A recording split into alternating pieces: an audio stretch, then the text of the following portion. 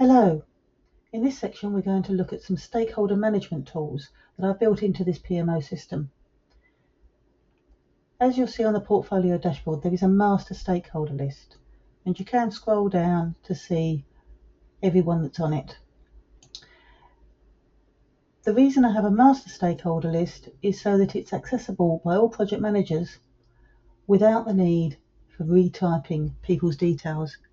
That way there's no chance of errors or of project managers updating their information and not telling anybody else, not passing this information on, so people have different information for the same person. There'll be no more of this call out of project managers sending a mass email or a mass text saying, has anybody got the contact details for so and so? Because it's all in one place. Now I have put a form on here to fill out to add in a new master stakeholder list. It's just an example of how you can add to it. But I would find this useful, particularly in a larger company where you may want to have somebody curate the list and ensure that every information added to it is correct and appropriate. So you can ensure that every time a new stakeholder is added, a specific person receives an email, for example, saying, please check this item. Or you fill out the form and the information isn't even released to the stakeholder list until that person verifies it. Although that could cause a delay if your project manager needs that information to be in there quite quickly. But that's something we would discuss when we look at bespoking your PMO system. So I'm going to add in some information here. So I think I will add in another one of my mum's dogs. So let's think, shall we add in Zach? Tommy. I'm just going to put dog for now. Oh no, job title or role. No. Company role, I'm going to make that dog as well. Classification, he can be part of the project team. He's going to have my email address and my mobile number. And then we put in, he hasn't got an executive assistant or PA. And unlike mobile number, email address, and some of the other elements, they aren't mandatory. Communication preference, I'm going to put in landline. And then I'm going to submit. So that's as simple as it is, and you can make it as simple or as complicated as you need. Again, gathering all the information, but this is one area where, yes, you can put some nice to haves, further information about the person if you want to. Just don't make them mandatory. Just the key information that you might need, that you will need. And you have to remember which stakeholders you're dealing with. If it's members of the public for example, you might not want to have email address mandatory because not everybody has one. But if it's corporate, then yes, if you're dealing with people primarily by email address, make it mandatory. So we'll go into the stakeholder list and we'll have a look, and there you go, Mr. Zach Tomley has appeared at the bottom. But you'll see his landline is lit up in yellow. That is because his preference is landline, but we don't have a number for it. So how can we use his preferred communication if we don't actually have a number? And that will happen, for example, here we've got mobile is included. Delete the mobile, it becomes yellow. So in this document, anything yellow is something that has to be entered because there is a requirement. There is also a do not update.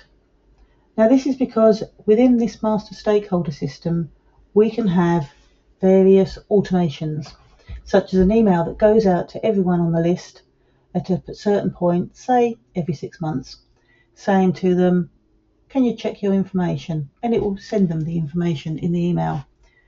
And then that person has the opportunity to respond back and say, yes, it's correct, no, change it, and they can update it. They can even request to have the information removed from the list. And this will ensure that the master stakeholder list is kept up to date, but it will also ensure that you comply with GDP regulations. You can make the date a specific date in the month, maybe at the beginning of every June, beginning of every December, something like that. Or you've got a last updated column here. It can be once that date is reached, say 3 months old, you send an update. It's entirely up to you how you design it, or how I would design it for you.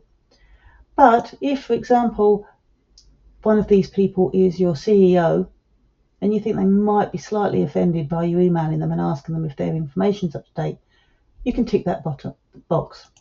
And then the system will look at it and will say, don't send an email to anybody who's been ticked to say, do not auto update. So it keeps it all nice and tidy. So we'll come out of this, we'll save the data, and we're back in there. Now, if we were to look at one of the projects, so let's go into project 1, they have their own stakeholder list, and that's in project setup. In the stakeholder list, I automatically include project sponsor, project manager, and SRO. That is pulled in from the form that is filled out to start the project. You don't even have to put that information in. But then you can add more in. And if you want to add in, or you want to change the person it is, all you do is change the number. And there you go. And we can now add in Tiny. We can go up to Zach, who we've just entered on the master list. But there he is. We've entered him once and he's on the project members list. And if we go in, as an example, dependencies, which we're not going to go into detail, but here you go. We have a project reference, and it looks like the project manager for that particular project number. We have a PM name. We can say, right, there's the PM, Sophie Ryan. Down we go, Tiny, and even further, Zach. And there you go. You can put in the names as soon as they're in the master spreadsheet. They can go into any documents. That way, it makes it quick and easy for project managers to update information, to fill out their other documents. They don't have to spend time looking for the contact details. They can just do it. And the automations within these documents that send out emails, that send out reminders, whichever document it is, say a risk log that is sending out an email to the risk owner to say, you haven't updated your risk log for 2 weeks or a week, or however long you want it to be. It does it automatically. All you've got to do is put in the reference number. And I find that easier, cleaner, and far less likely to have any errors. And that is something I can build into any PMO system.